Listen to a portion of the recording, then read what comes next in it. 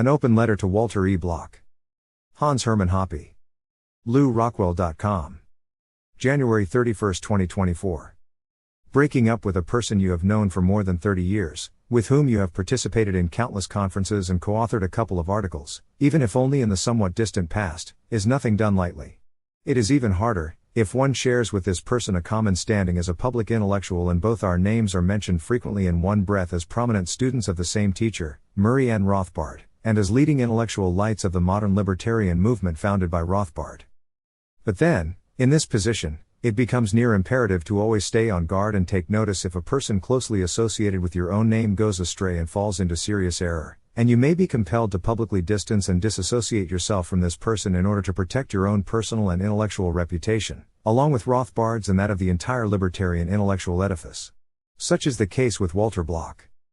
Block, to his credit, has published countless articles that pass muster by libertarian standards, and there are likely many more to come. He has effusively praised Rothbard over and over again, and he likes to refer to himself as the sweet and kind Walter. However, he has also published materials that clearly disqualify him as a libertarian and Rothbardian and that reveal him instead as an unhinged collectivist taken in by genocidal impulses, very much like Rand and the Randians recently taken to task by Fernando Kioka, rather than a sweet and kind person. I will offer 3 exhibits to substantiate this claim. Exhibit 1, Block's writings, together with Alan Futerman and Rafi Faber, on the classical liberal respectively libertarian case for Israel, endorsed, surprise, surprise, by Benjamin Netanyahu. The cornerstone of the libertarian doctrine is the idea and institution of private property. Property, whether in land or anything else, is lawfully, and justly, acquired either by means of original appropriation of previously unowned resources, homesteading, or else by means of voluntary property transfer from a prior to some later owner. All property is always and invariably the property of some specific, identifiable individuals, and all property transfers and exchanges take place between specified individuals and concern specified, identifiable objects. In reverse, all claims to property by a person who had neither homesteaded or previously produced such property, nor acquired it through voluntary transfer from some previous owner are unlawful, unjust. For the potential problem of restitution or compensation this implies, in every case of conflicting property claims brought to trial for judgment, the presumption is always in favor of the current possessor of the resource under consideration, and the burden of a proof to the contrary is always on the opponent of the current state of affairs and current possessions. The opponent must demonstrate that he, contrary to prima facie appearance, has a better claim because he has an older title to some specified piece of property than its current owner and whose ownership is hence unlawful. If and only if an opponent can successfully demonstrate this must the questionable possession be restored as property to him. On the other hand, if the opponent fails to make this case, matters stay the way they are. It is not in question that a considerable number of cases exists, where lawful compensation or restitution is owed, where person A can demonstrate that he is the lawful owner of some specified piece of property currently in possession and wrongfully claimed as his own by another person B. It is also not in question that there exists some cases, in which a current property owner can trace back the title to some of his present holdings for many generations. But it should also be obvious that for most people and most present holdings any such back tracing from present to past ends up lost in history very quickly and, in any case, gets increasingly more difficult and murky with time, leaving little if any room for any present-day reparation demands for ancient crimes. How about 2,000-year-old crimes? Is there any one living person to be found today, who can claim lawful ownership of some specific piece of property, land, jewelry, that is and has been for a couple of thousand years in the possession of others, by demonstrating his own prior claim to these possessions through proof of an uninterrupted chain of property title transfers going from him and today back all the way to some specific ancestor living at biblical times and unlawfully victimized at that time? This is not inconceivable, of course, but I very much doubt that any such case can be found. I would want to see it, before I believe it. And yet, Block et al., in their attempt of presenting the liberal respectively libertarian case for Israel, maintain that they can justify the claim of present-day Jews to a homeland in Palestine based on their status as heirs of Jews having lived 2 millennia ago in the region then called Judea. Not surprisingly, however, except for the single and in itself highly questionable case of the Kohanim, Jews of priestly descent, and their specific connection to the Temple Mount, they do not provide a shred of evidence how in the world any one specific present-day Jew, through a time span of more than 2,000 years, can be connected to any one specific ancient Jew and be established as legitimate heir of some specific piece of property stolen or otherwise taken from him 2,000 years ago. The claim of present-day Jews to a homeland in Palestine, then, can only be made if you abandon the methodological individualism underlying and characteristic of all libertarian thought, the notion of individual personhood, of private property, private product and accomplishment, private crime and private guilt. Instead, you must adopt some form of collectivism that allows for such notions as group or tribal property and property rights, collective responsibility and collective guilt. This turn from an individualistic to a collectivistic perspective is on clear display in Bloch's et al. Summary conclusion on page 537. Rothbard supports homesteading as the legitimate means of ownership. The first homesteader gets the land, not any subsequent one. Libertarians deduce from this fact that stolen property must be returned to its original owners, or their heirs. This is the case for reparations. Well, the Romans stole the land from the Jews around 2 millennia ago. The Jews never gave this land to the Arabs or anyone else. Thus, according to libertarian theory, it should be returned to the Jews. Bingo. But homesteading is done by some specific Ben or Nate, not by the Jews, and likewise reparations for crimes committed against Ben or Nate are owed to some specific David or Moshe as their heir, not to the Jews, and they concern specific pieces of property, not all of Israel. Unable to find any present David or Moshe that can be identified as ancient Ben's or Nate's heir to some specified piece of property, however, all reparation claims directed against any current owner are without any base. Another property theory is needed to still make the case for a Jewish homeland. And Bloch and his co-authors offer such a theory. Property rights and reparation claims can allegedly also be justified by genetic and cultural similarity. Ancient Jews and present-day Jews are genetically and culturally related, and hence present-day Jews are entitled to the property stolen from ancient Jews, and the expulsion of hundreds of thousands of Palestinian Arabs immediately before and in the aftermath of the founding of the State of Israel in 1948, then, is not a crime but simply the repossession of what legitimately belongs and has belonged for 2 millennia to the Jews. Yet this theory is not only obviously incompatible with libertarianism. It is also plain absurd. Just consider, Jews lived for hundreds of years in Egypt, and when they finally reached their promised land, this was by no means empty. According to Deuteronomy and Joshua, quite a bit of killing, pillaging and raping had to be done before taking over the land. Ancient Jews were not just homesteaders, they were also perpetrators, and there had been already plenty of ethnic mixing with other people of other tribes, with Egyptians, Greeks and all sorts of other people around the Mediterranean, long before the Romans arrived and took over, and this genetic admixture, later also with Arabs, continued up to the present day. Any genetic linking of present-day Jews to ancient Jews, then, becomes an impossible task. There are contemporary Jews that show no genetic traces to ancient Jews, and there are plenty of Gentiles who do show such traces, and in any case, the genetic similarities to be found between the ancient and the present Jews will be one of countless variations and degrees. How to decide then who of the contemporaries is entitled to what part or portion of the Holy Land? Interestingly, it appears that the closest genetic similarity to ancient Jews could be found among indigenous Christian Palestinians.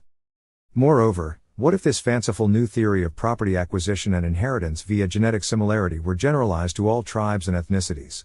There are countless cases of expropriations and expulsions of one group or tribe by another in human history, of victims and of perpetrators, involving non-Jews as well as latter-day Jews.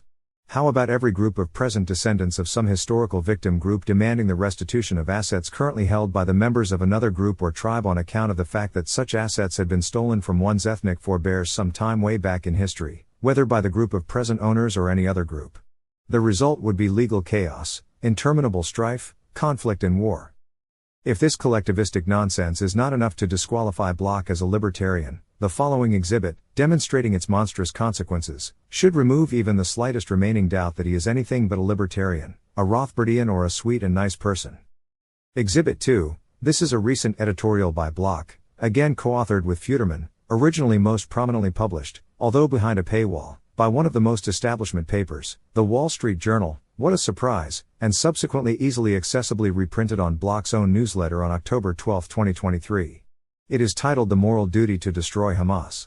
Israel is entitled to do whatever it takes to uproot this evil, depraved culture that resides next to it, and as the title already indicates, it is this screed of his, then, that reveals Bloch as an unhinged, bloodthirsty monster, rather than a libertarian committed to the non-aggression principle as the second, complementary foundational pillar of the libertarian doctrine. Subject here are the events of October 7, 2023, its aftermath and consequences. On that day, members of the so-called Hamas, running the Gaza Strip, attacked, maimed, killed and kidnapped a large number of Israeli soldiers and civilians. As is to be expected in any type of war, both warring parties are presenting widely different stories concerning the actual events and numbers. What has become clear so far is only that the number of casualties runs in the several hundreds to low 1,000s, and that a considerable portion of such casualties were actually the result of friendly fire, per helicopter, by the Israeli Defense Forces. What is a libertarian supposed to make of this event?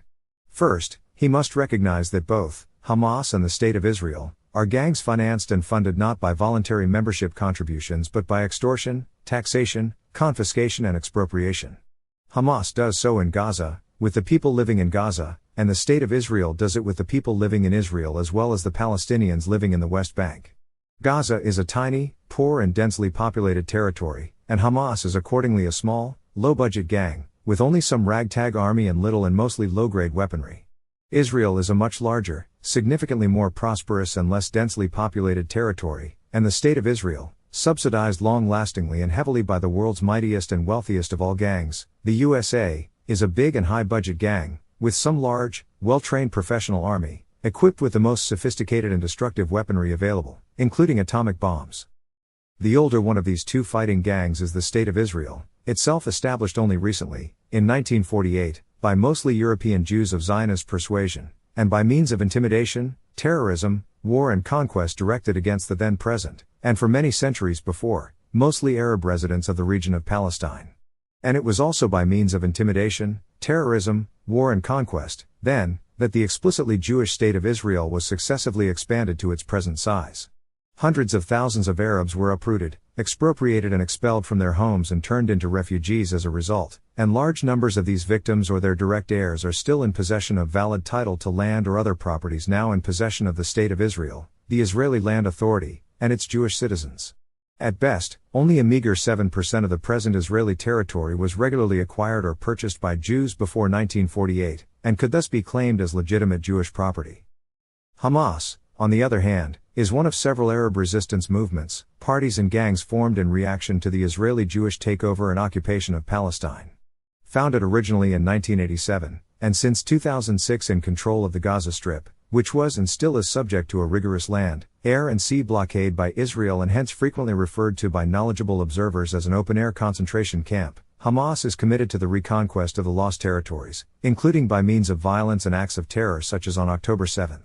Explicitly directed not against Jews qua Jews but specifically against Zionists, it actually received funding also from Israel in its beginnings, in order to build it up as a counterweight to the growing influence of the larger, more moderate and better funded secular underground resistance group Fatah, and its PLO leadership in exile in Tunisia.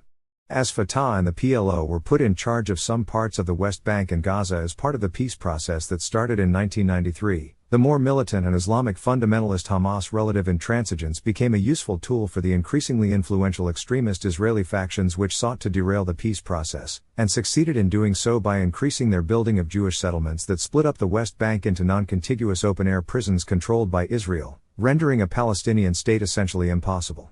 There has been speculation as to the motive for this seemingly strange Israeli decision of lending support to Hamas.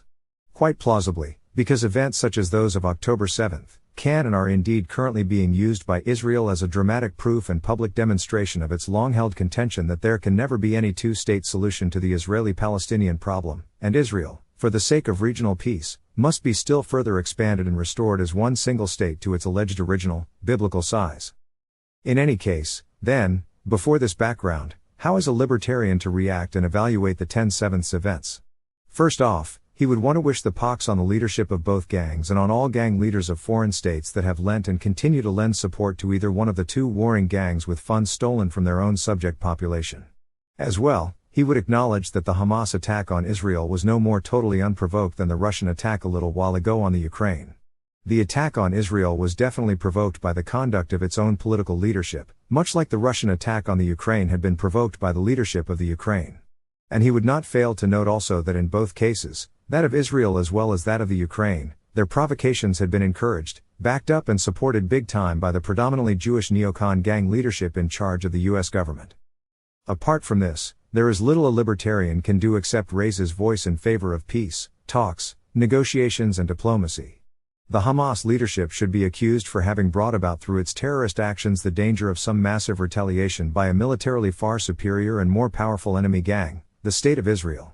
And the Israeli leadership should be blamed for having failed blatantly in protecting its own population owing to its apparently severely deficient surveillance agencies. The leadership of both gangs should be encouraged, and indeed pressured through public opinion, to agree to an immediate truce, and at once negotiations concerning the return of the hostages held by Hamas should be started. And as for the identification, capture and punishment of the various individual perpetrators and their superior commanders, including incidentally also those responsible for the Israeli victims of friendly fire, this should be left to regular police work, to detectives, headhunters and possibly also assassins. What must be avoided, however, in any case and at all costs, is an escalation of the armed conflict through a massive retaliatory strike by the Israeli military against the Hamas housing and hiding out in Gaza.